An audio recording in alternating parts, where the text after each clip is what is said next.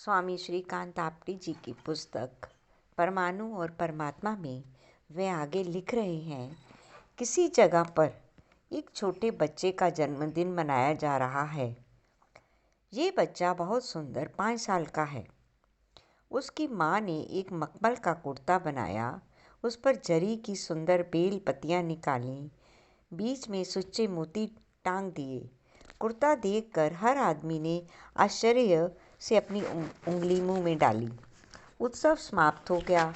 अब धीरे धीरे वे लाडला बेटा बड़ा हो गया, जवानी में आ गया। आज उस बच्चे का 25वां जन्मदिन है। माँ बड़ी खुश है, घर में उल्लास है, आनंद है। माँ के दिल में आया, आज मैं अपने बेटे को वही कुर्ता पहना दूँ तो क्या हर्ज है।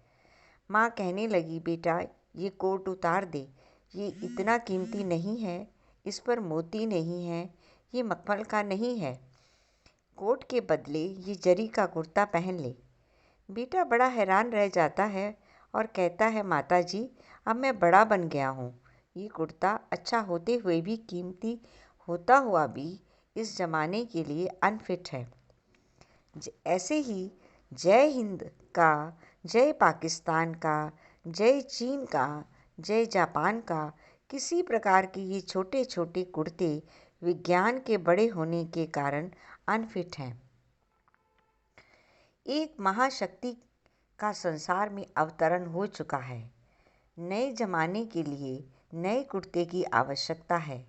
बड़ी उम्र में छोटे कुर्ते पहनने जाओगे तो कुर्ते फटकर चिथड़े चिथड़े हो जाएंगे। राजनीति का पजामा और धर्म का कुर्ता अब छोटा हो गया है। राजनीति की जगह पर आध्यात्मिकता का कुर्ता इस ज़माने को पहनना पड़ेगा। फिर इसका जन्मदिन सुंदर ढंग से मनाया जाएगा। अगर ऐसा नहीं हुआ, अपने अपने मोह नहीं त्यागे और जाति, पंथ, प्रांत, देश इनके भेद नहीं छोड़े तो धोखे में रह जाएंगे, धोखे में रह जाओगे। अब वह समय फिर से आ गया है, अब वह समय फिर से आ गया है। संसार की मानवता की लज्जा खतरे में पड़ गई है। राजनीति के दरबार में मानवता नंगी हो रही है। राग द्वेष के दुर्योधन, दुशासन मानवता का चीरहरण कर रहे हैं। उस जमाने में भी अर्जुन अपने मोह के कारण अपना कर्तव्य चूक गया था।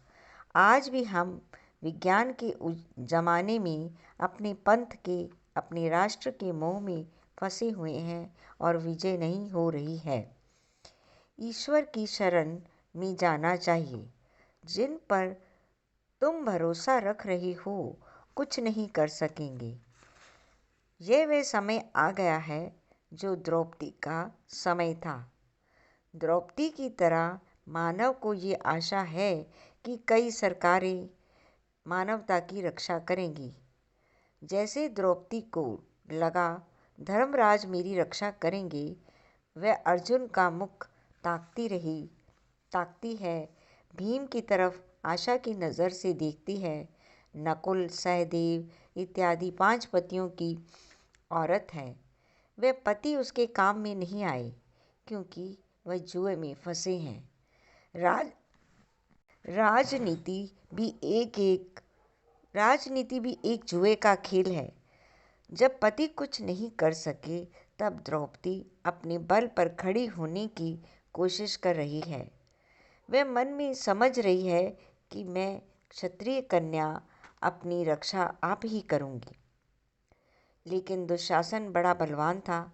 जब देखा कि मैं अपना वस्त्र नहीं संभाल सकूंगी, तब उसने कृष्ण को पुकारा, क्योंकि मनुष्य की बुद्धि रूपी द्रौपदी पर से मानवता का चीर उतारा जा रहा है। उसको बचाने के लिए आप सबको भी एक दिन ईश्वर को पुकारना पड़ेगा। जो जनता आज नेताओं को पुकार रही है, उसी को एक दिन ईश्वर को पुकारना पड़ेगा। ईश्वरीय शक्ति कितनी है? सब शक्तियों से ईश्वर ज़्यादा बलवान है। गांधी जी ने ईश्वर के बल पर हमें स्वराज्य दिलाया। लोग घंटों तक नेताओं की चर्चा में ही लगे रहते हैं। अब जरा नेताओं को 2 नंबर पर रख दो और ईश्वर पर पहले नंबर की श्रद्धा रखो। ज़रूर माया कहीं न कहीं धोखा दे रही है। शैतान कहीं न कहीं गुमराह कर रहा है।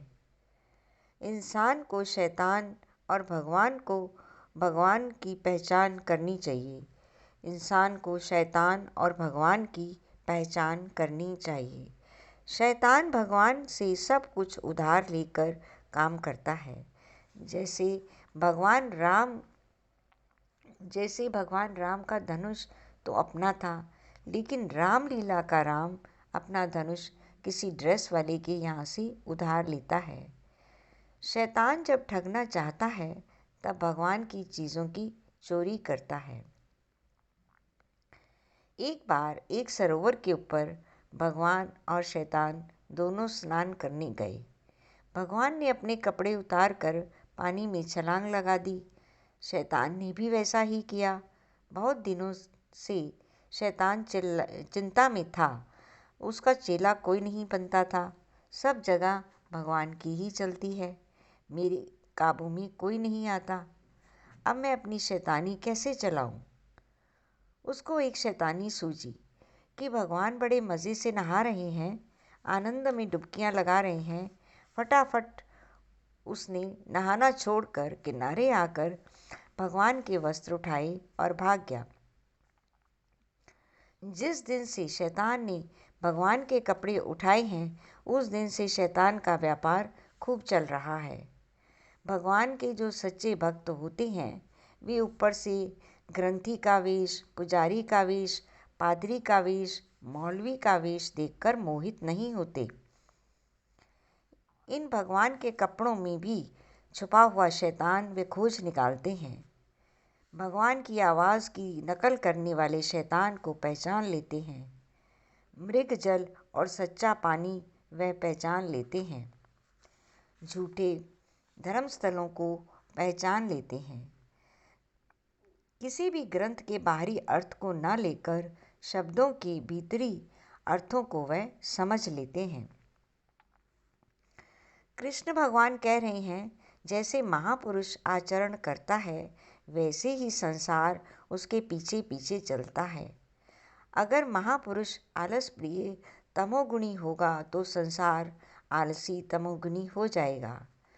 महापुरुष को कर्म करने का बंधन नहीं है, फिर भी लोकहित के लिए वे कर्म करते हैं। जैसे गाड़ी के डिब्बों को चलाने के लिए इंजन चलता है। अगर इंजन चलना बंद हो जाए तो डिब्बे कैसे चलेंगे? परमात्मा इस संसार का इंजन है।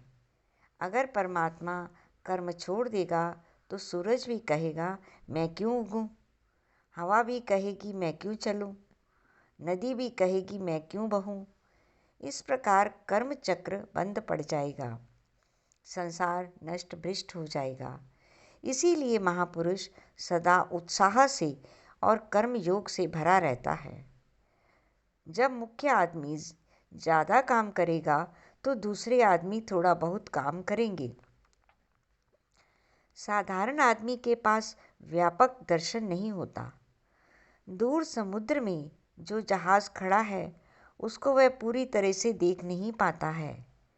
महापुरुष परमात्मा के नज़दीक होने से परमात्मा का दर्शन कर सकता है। हमारे अंदर हमारी पूरी हलचल को देखने वाला परमात्मा का ही दूत हमारे अंदर है। उसका नाम आत्मा है। देह, बुद्धि, मन चालाकी करते हैं। शैतान इन तीनों खंडों में जा सकता है, लेकिन आत्मा में नहीं जा सकता। शेषकल। धन्यवाद।